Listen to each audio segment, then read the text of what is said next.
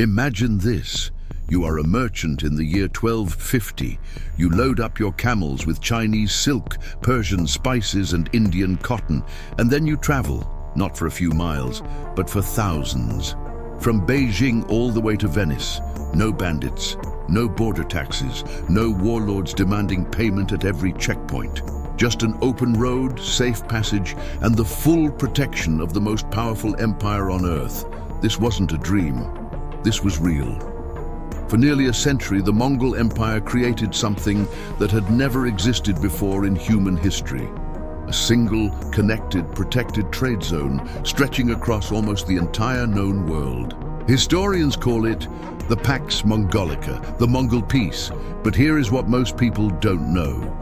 The Mongols weren't just conquerors, they were the architects of a global economic system so sophisticated that modern economists still study it today.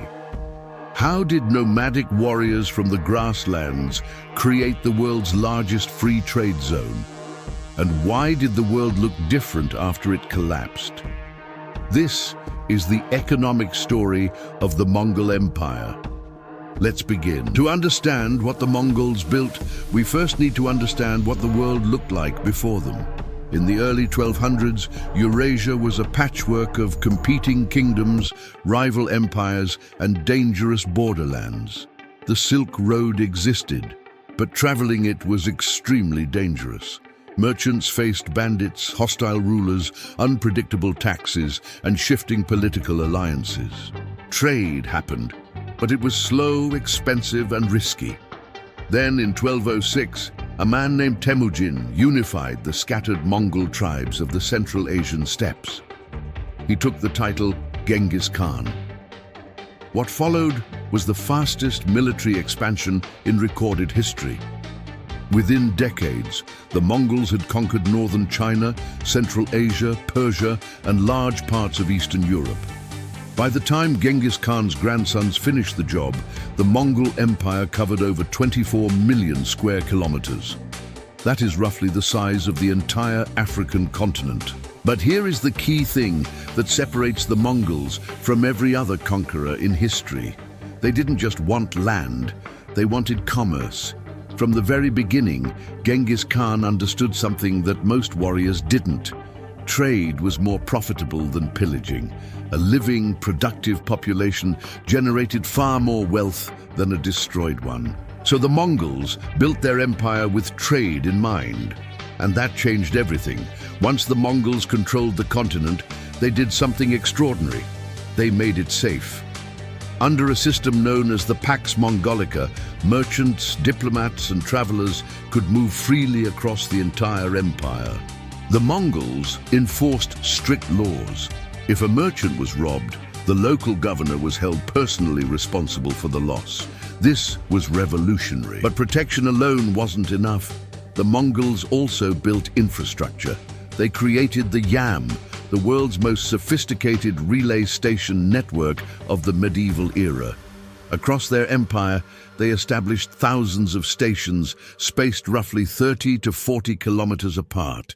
Each station had fresh horses, food, shelter, and communication relays. Mounted couriers using this system could cover up to 300 kilometers in a single day, an astonishing speed for the 13th century. This wasn't just for military messages. Merchants used it, diplomats used it. Trade information, prices, goods, shortages traveled faster than ever before in history.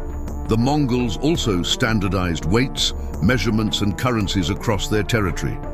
They issued paper money, backed by the empire, long before Europe even considered the concept. For the first time, a merchant could travel from the Pacific coast to the Mediterranean and operate within a single economic system.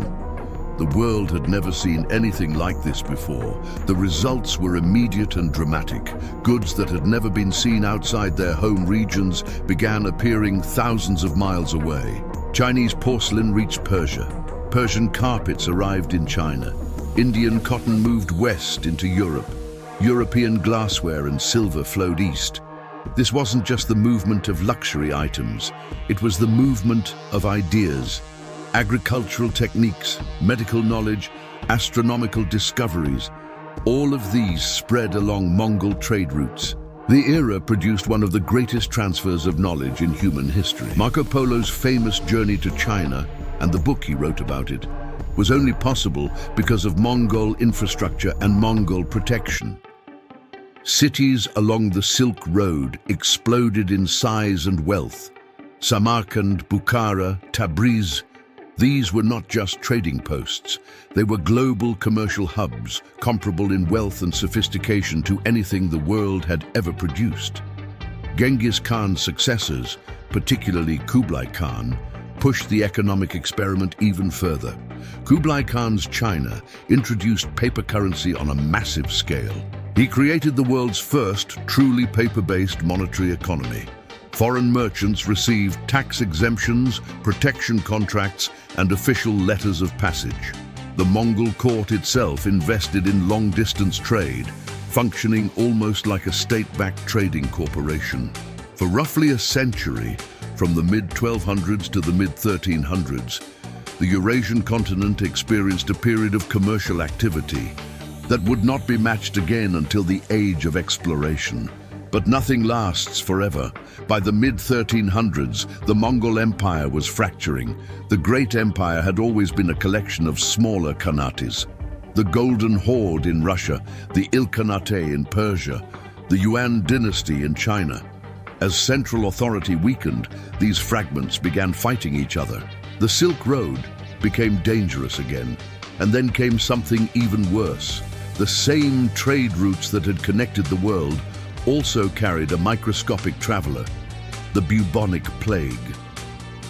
The Black Death moved along Mongol trade corridors from Central Asia into Persia, then into Europe.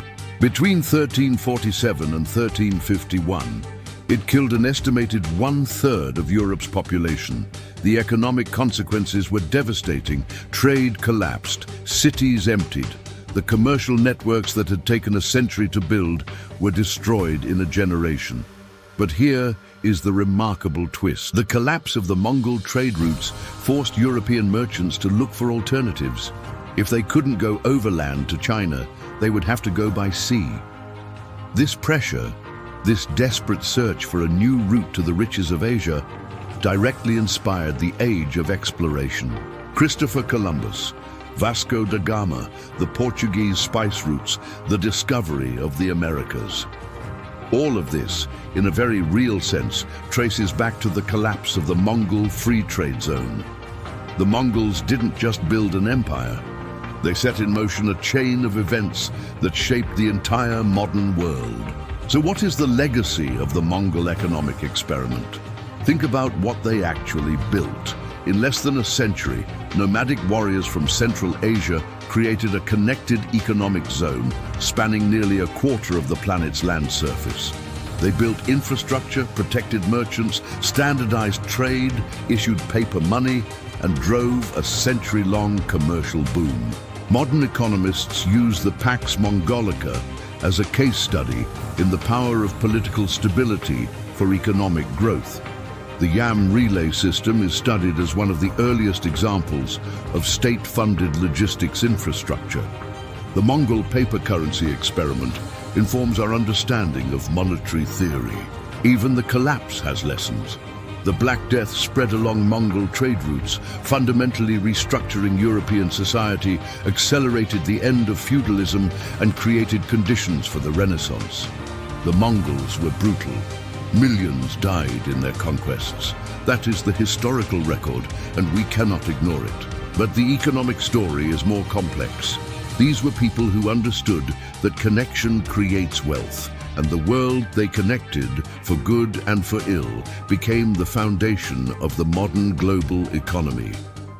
If this video gave you a new way of thinking about history, subscribe to OP Vault. We tell the economic stories behind the empires that built our world. We'll see you in the next one.